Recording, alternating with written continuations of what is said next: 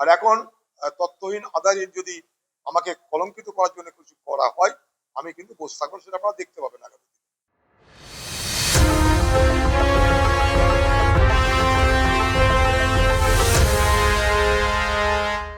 Member না কেন board গঠন করতে যাবে? দেখুন, এগুলো কিন্তু স্বেচ্ছায় পদত্যাগ নয়, এগুলো মানুষের চাপে সরকারের মত পরিবর্তন হয়েছে, তাই এই পরিবর্তন, এই রেজিগনেশন। অন্য জায়গায় গ্রেপ্তার হয়, তদন্ত হয়, জেল হয়, এখানে রক্ষা করার ব্যবস্থা করা হয়। কারণ আপনারা দেখেছেন, খুশি হয়ে কৃতজ্ঞতা জাহির করে এখানকার পদত্যাগী নেতা মিউনিসিপ্যালিটির, সে এখানকার জনপ্রতিনিধিকে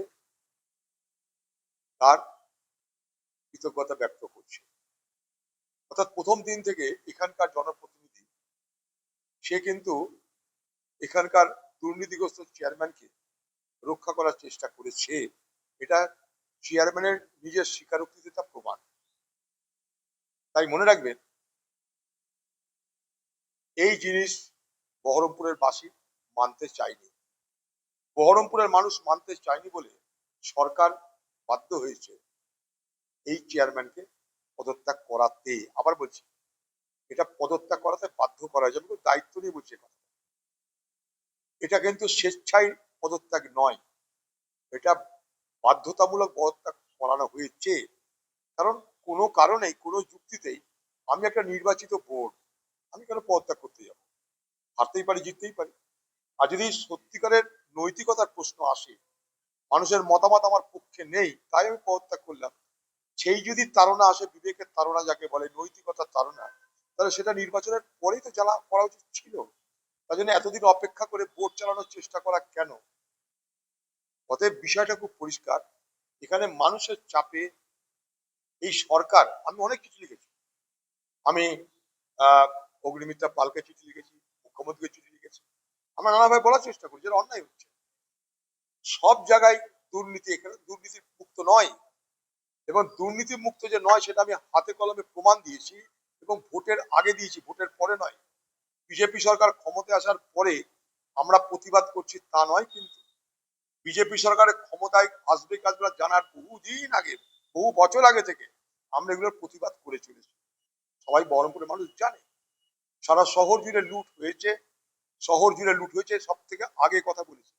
এখানকার যিনি আজকে বিজেপি নির্বাচিত প্রতিনিধি, তাকে স্মরণ করে দিতে চাই, তিনি ভোটে দাঁড়াতে গেছিলেন মিউনিসিপালিটির, সকাল সকাল বুথ ছেড়ে তার উইথড্র করে বাড়ি চলে গেছিলেন সন্ত্রাসের কারণে।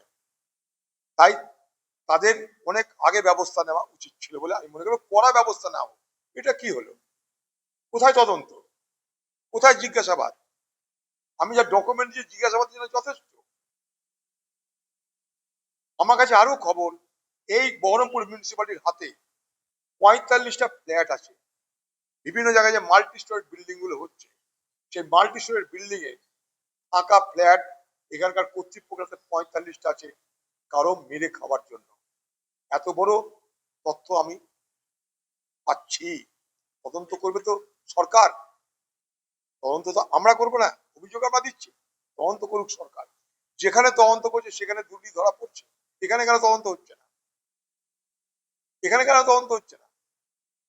আর আমরা ভোটের আগে পরে নয়, বাম আমলেও বিরোধিতা করি সরকারের, তৃণমূল আমলেও করেছি, এই সরকার এই সরকার আমলেও করবো, কারণ আমরা বিরোধী। অতএব আগে পরে, আগে ভয় ছিল এখন ভয় নেই, ওসব গল্প করে লাভ নেই আমাদের।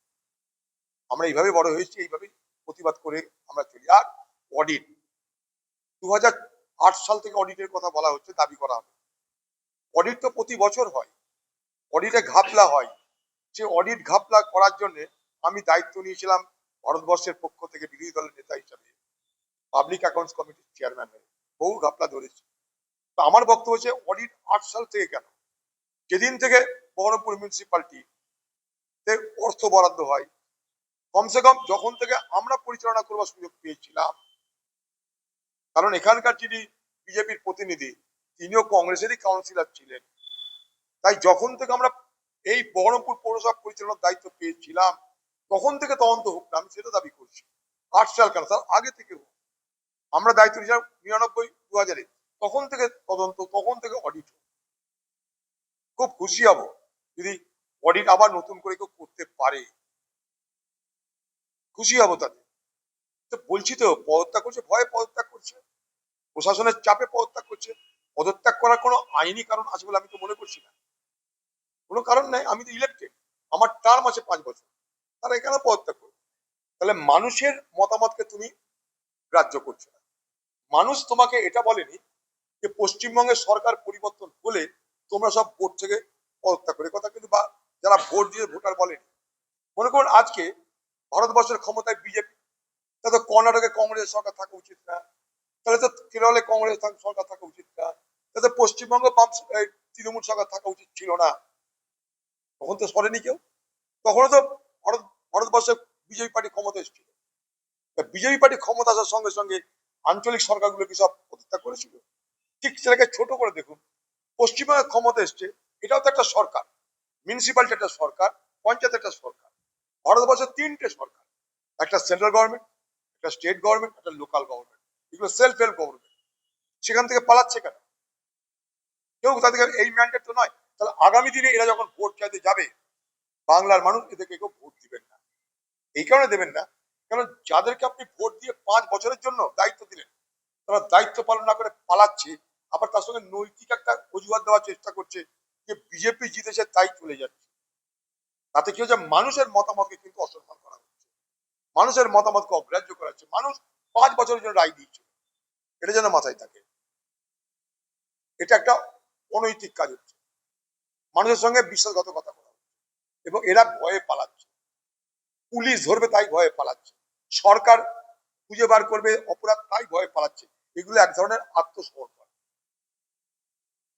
সরাসরি আত্মসমর্পণ, অ্যাবজেক্ট সারেন্ডার। দেখুন, সবকিছু মধ্যে তো রাজনীতি আছে। এখন বিজেপি পার্টিকে বাংলায় প্রমাণ করতে হবে যে তারা সাম্প্রদায়িক শক্তি হলেও সকলের কথা ভাবে। তারা শুধুমাত্র সাম্প্রদায়িক মানসিকতার দ্বারা পরিচালিত হয় না। সাম্প্রদায়িক বিভাজনের রাজনীতি করে ক্ষমতায় আসলেও তারা, দেখো, সাম্প্রদায়িক বিভাজনটাই বাদ দিয়ে তারা আরো কিছু ভাবছে। যেহেতু মুর্শিদাবাদ থেকে তারা তাদের আশার অতিরিক্ত আশাতীত ফল করেছে, তাই মুর্শিদাবাদের মানুষকে যারা বার্তা দেওয়ার চেষ্টা করছে।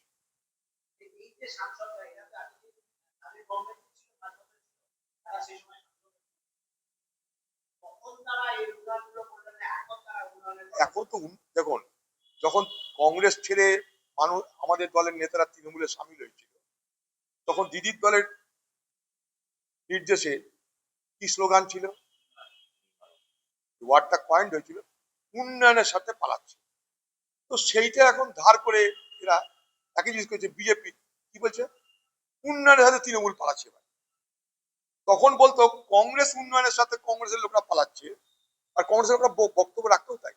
যে সমস্ত মালরা আজকে, যেমন এই আবু তাহেরের কথা, এ তো আমাদের দয়াতে এমএলএ এমপি হয়েছে, সে যখন কংগ্রেসের তৃণমূলে পালাচ্ছে, কি বলছে, উন্নয়নের জন্য পালাচ্ছে। এখন আবার তৃণমূল ছেড়ে বিজেপিতে পালাচ্ছে, এখন উন্নয়নের জন্য পালাচ্ছে। এখন উন্নয়ন নিজের পকেটের উন্নয়ন, মানুষের উন্নয়ন, সেটা দেখতে হবে। এগুলো হচ্ছে পকেটের উন্নয়নের জন্য।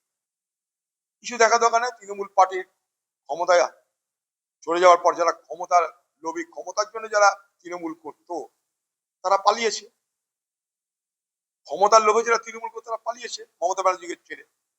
এখন মমতা ব্যানার্জিকে তারা কি করেছে, ডেজার্শন করেছে।